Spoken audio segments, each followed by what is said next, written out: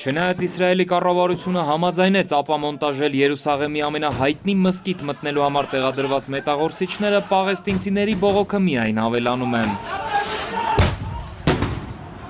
Բախումների հետևանքով այս անգամ զոհ չեղավ, բայց կա 30 վիրավոր, պաղեստինցիները շարունակում են բոյկոտել Իսրայելի սահմանած անվտանգության միջոցառումները։ Գալիս են Ալ-Աքսա մզկիթի մոտ, հրաժարվում են իրավապահների սահմանած անվտանգության միջոցառումներից և աղոթում հենց փողոցում։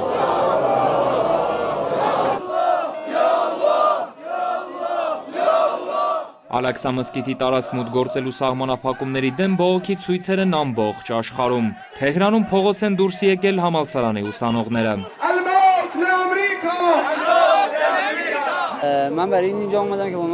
Մենք այստեղ մեր համերաշխությունն ենք հայտնում պաղեստինցիներին և հորդորում ենք մեր իշխանությանը անհապաղ արձագանքել։ Արձագանքը միջազգային է, ՄԱԿ-ում անցկացվել է անվտանգության խորհրդի նիստ, Պաղեստինի դեսպանը բացատրել է իրավիճակը։ Մենք բազմիցս զգուշացնում էինք, որ կարող է սկսվել կրոնական հակամարտություն, քանի որ Իսրայելի կառավարությունը շարունակում է իր անօրինական գործողությունները գրաված Արևելյան Երուսաղեմում։ Մենք գտնվում ենք ճակատագրական կետում։